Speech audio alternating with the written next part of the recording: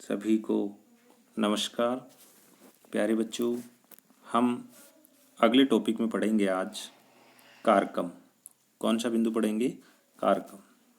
कारकम बिंदु आपकी पाठ्य पुस्तक में है। ये 3 अंक का है और इससे 3 क्वेश्चन आपके प्रश्न पत्र में आएंगे और तीनों क्वेश्चनों में आपको वाक्य देकर के किसी प्रातिपदिक यानी शब्द के नीचे रेखांकित देगा और रेखांकित शब्द में आपको ये प्रश्न करेगा कि रेखांकित पदयों विभक्तिम कारणम च लिखत, यानी विभक्ति और कारण को बताइए। प्रत्येक क्वेश्चन 1 नंबर का होगा, 3 वाक्य होंगे, 3 नंबर का होगा। आधा नंबर आपको विभक्ति के नाम लिखने का और आधा नंबर आपको कारक बताने का, कारण बताने का। कारण क्या है, कौन सी विभक्ति है और कौन सा कारण है। आधा और आधा 1 नंबर। अगर एक सही है, जो भी एक सही है उसका आधा और जो गलत है उसका कट जाता है। यानी कि 3 नंबर का ये टॉपिक है और 3 वाक्य आएंगे। क्वेश्चन करते हैं, आगे बात करते हैं इस विषय से संबंधित बिंदु के। बिंदु में क्या कहा जा रहा है आपको, इसकी पहली परिभाषा देखते हैं। कारकस्य परिभाषा, कारक की परिभाषा। क्रियाजनकम कारकम अर्थात क्रियाम करोति इति कारकम। क्या कहना चाहता है कि अर्थात यह क्रियाम संपादति, जो क्रिया को संपादित करता है, अथवा यस्य क्रियया सह साक्षात परंपरया व संबंधो भवति स कारकम इति कथ्यते। जिसका क्रिया के साथ साक्षात अथवा परंपरा से संबंध होता है वह कारक कहा जाता है। अर्थात क्रिया के साथ साक्षात जिसका संबंध होता है वह कारक कहलाता है। क्रियया सह, क्रिया के साथ कारकाणाम, कारकों का साक्षात परंपरा व संबंध है। कथम भवति, साक्षात अथवा परंपरा से संबंध कैसे होता है, कथम कैसे होता है, इति बोधितुम, इसको जानने के लिए अत्र यहाँ वाक्यम एकम प्रस्तुयति, यहाँ एक वाक्य प्रस्तुत किया गया है। यथा जैसे, यानी कि प्रश्न आपको बताया गया कि कारक किसे कहते हैं। इस कहने की क्रिया को बताने के लिए आपको एक वाक्य समझाया जा रहा है और इस समझाए गए वाक्य में नीचे बताया जा रहा है आपको क्या कहा जा रहा है, इसको समझने की कोशिश करना। हे मनुष्याः नरदेवस्य पुत्रः जयदेवः स्वहस्तेन कोशात् निर्धनेभ्यः ग्रामे धनम ददाति। यहाँ पर ददाति क्रिया है, ठीक है। बाकी सारे जो आपको सब दिखाई दे रहे हैं इनमें सब में विभक्तियां हैं। प्रथमा से लेकर के आपको संबोधन तक विभक्ति दिखाई देगी। तो बात करते हैं अपन। अत्र क्रियाया सह कारकाणाम संबंधम ज्ञातुम, यहाँ क्रिया के साथ कारक के संबंध को जानने के लिए एव ही प्रकारेण, प्रकार से या तरीके से, प्रश्नोत्तर मार्ग आश्रयणीय, प्रश्न उत्तर के मार्ग का आश्रय लिया गया है, सहारा लिया गया है, लेना चाहिए। कैसे समझने के लिए पहला प्रश्न किया जा रहा है, क्रिया से प्रश्न करना अपने को। अभी आपको बता दिया ददाति क्या है, क्रिया है। ददाति क्रिया से, क्योंकि क्रिया से जिसका साक्षात संबंध होगा तो ददाति क्रिया से संबंध होना चाहिए। क्या क्या कहा जा रहा है, पहला क्वेश्चन, कहा ददाति, कौन देता है, आपको उत्तर मिलेगा जयदेव है। और ये कौन करता है, और विभक्ति इस जयदेव में प्रथमा है, पता चल गया आपको। तो प्रथम विभक्ति कर्ता कारक। फिर प्रश्न है द्वितीय में, प्रश्न द्वितीय विभक्ति से संबंधित प्रश्न पूछा जा रहा है, किम ददाति, किसको देता है या क्या देता है। तो धनम ददाति, धन देता है, क्रिया से संबंध हो रहा है इसका। तो किम, धनम द्वितीय है, कर्म कारक है और द्वितीय विभक्ति है। फिर प्रश्न है क्रिया से तृतीया में, केन ददाति, किस से देता है।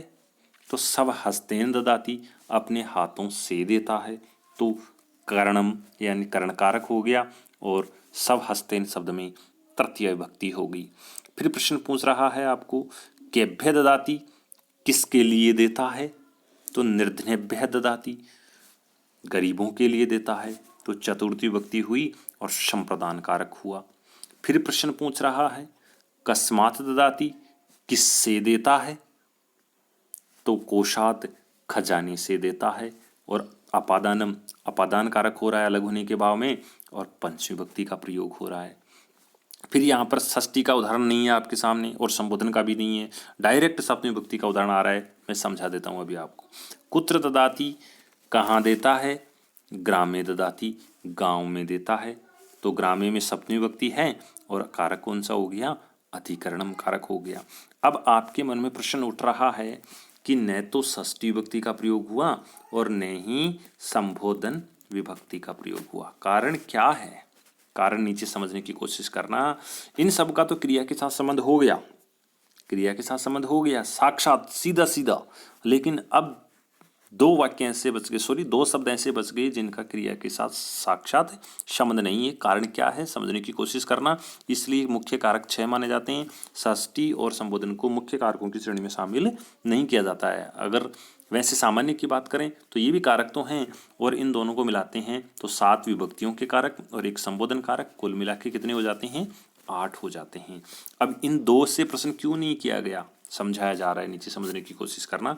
एवमेव, इसी प्रकार जयदेव इति कर्तृकारकस्य, जयदेव इस कर्ता कारक का तो क्रिया सह क्रिया के साथ साक्षात संबंध अस्ति, क्रिया के साथ साक्षात संबंध है। अन्यशाम कारकाणाम च परंपरा संबंध अस्ति, अन्य कारकों का भी परंपरा से संबंध है।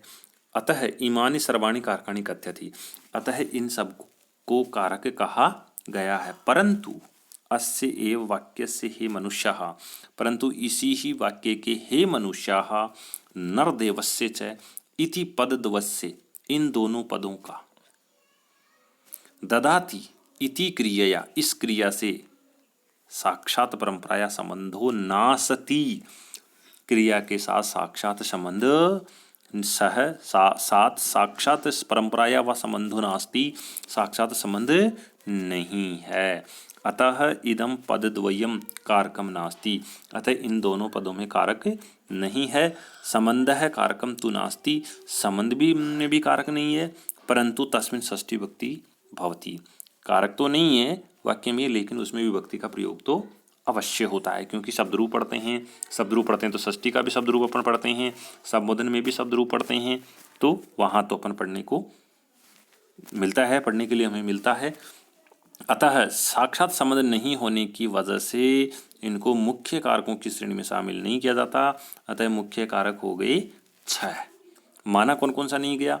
षष्ठी नहीं माना गया और संबोधन नहीं माना गया। बच गए कौन से? प्रथमा से पंचमी तक और सप्तमी। तो मुख्य कारकों की श्रेणी में 6 कारक ही शामिल किए जाते हैं। कारकाणाम संख्या इत्थम, इस प्रकार जो मैंने समझाया अभी, इस प्रकार कारकाणाम संख्या षड्भवति, इस प्रकार कारकों की संख्या कितनी होती है? 6 होती है। यथोक्तम, जैसे कि कहा गया है। कर्ता कर्म च करणम च, कर्ता कर्म च करणम च संप्रदानम तथैव च अपादान अधिकरणम इत्याहु कारकाणि 6।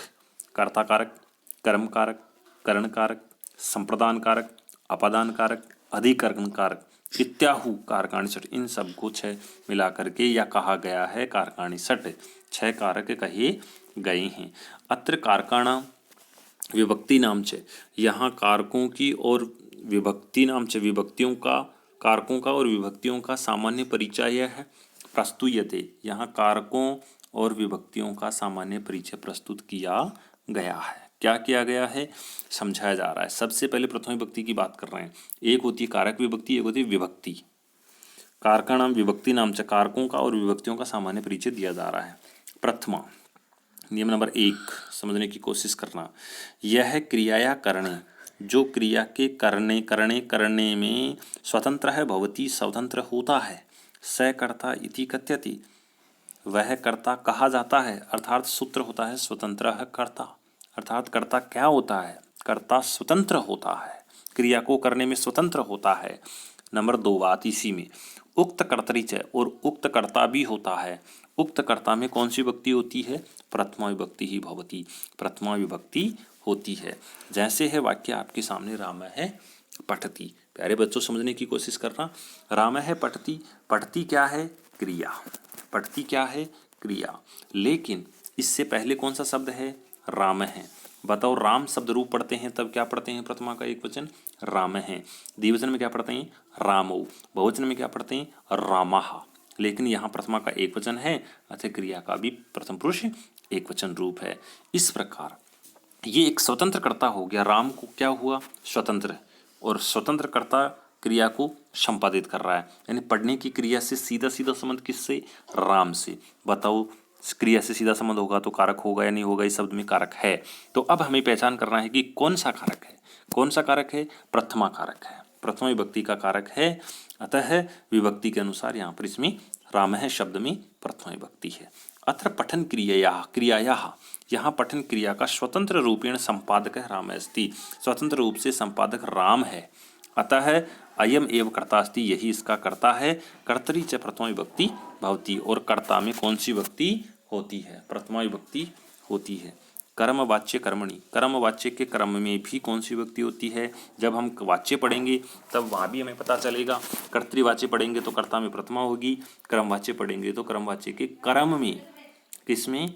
कर्म में प्रथमा विभक्ति होती है। मया क्रंतः पठ्यते, ये यहाँ पर देखिए कर्म वाच्य का उदाहरण आपको दिया जा रहा है। मया, यहाँ पर मया कर्ता है और यहाँ पर कर्ता में तृतीय विभक्ति है, लेकिन ग्रंथः, ग्रंथः में प्रथमा विभक्ति है और पठ्यते क्रिया कर्म के अनुसार प्रयुक्त हो रही है। तो यहाँ पर कर्म शब्द कौन सा?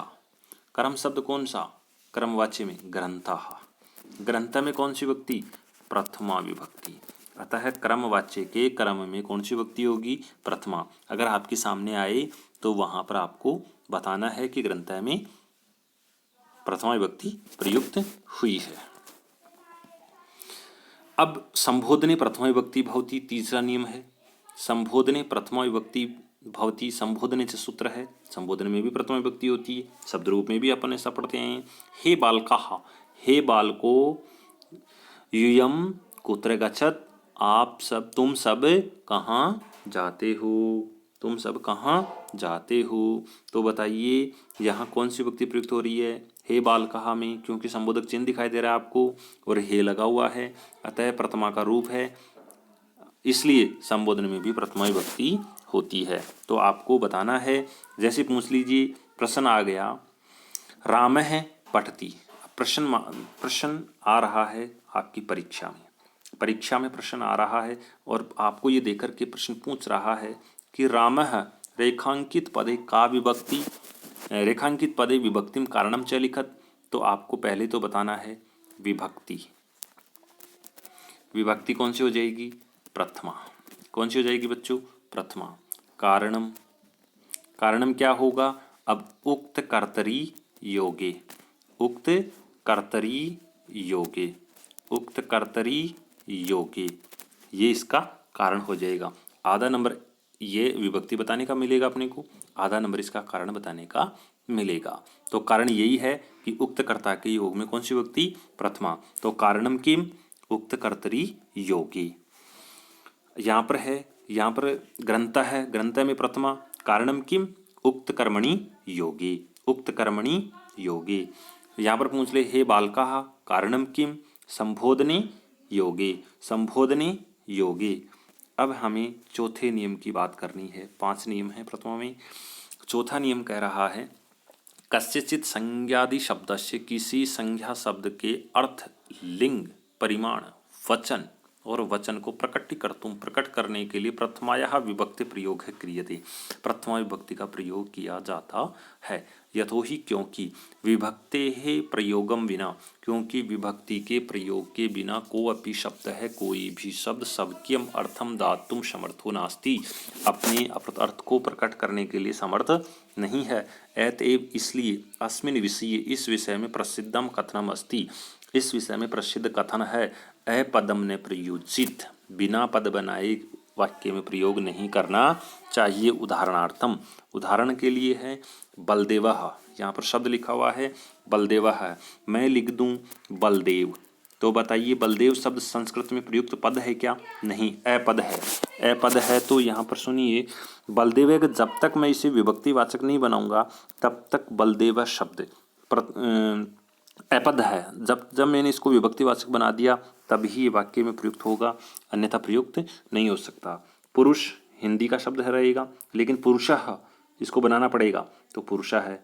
लघुः लता, तो संज्ञा शब्द को बताने के लिए, उसके अर्थ को बताने के लिए, वचन को बताने के लिए यहाँ प्रथम विभक्ति का प्रयोग किया जाता है।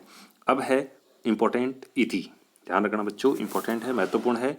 इति शब्द से योग्य प्रथमा विभक्ति भवति, यथा जैसे वयम इमं जयन्तः इति नामना जानीमः, हम सब यह जयंत इस नाम से जानते हैं। अब वाक्य अगर यही है तो यहाँ पर जयंत के नीचे रेखांकित आएगा और आपको प्रश्न करेगा विभक्तिम किम, तो आपको बताना है विभक्ति में प्रथमा। कारणम किम, इति शब्दस्य योगे, इति शब्दस्य योगे, इति शब्दस्य योगे। समझ गए होंगे बच्चे, क्यों? क्योंकि जयंत के आगे क्या लिखा हुआ है? इति, और नियम क्या बता रहा है? इति शब्दस्य योगे प्रथमा विभक्ति भवति, यानी आगे इति आ रहा है इसलिए इससे पहले आने वाले शब्द में कौन सी विभक्ति होगी? प्रथमा विभक्ति होगी। अगर प्रथमा विभक्ति इस वजह से होगी तो कारण भी यही हो गया। तो जयंतः का विभक्ति प्रथमा विभक्ति, कारणम किम, इति शब्दस्य योगे प्रथमा विभक्ति भवति। ये सबसे प्रथमा विभक्ति का सबसे इंपॉर्टेंट नियम है, ध्यान रखना इसका। अब हम आगे की विभक्तियों के बारे में चर्चा नेक्स्ट वीडियो में करेंगे। तब तक के लिए प्यारे बच्चों, आप सभी को धन्यवाद।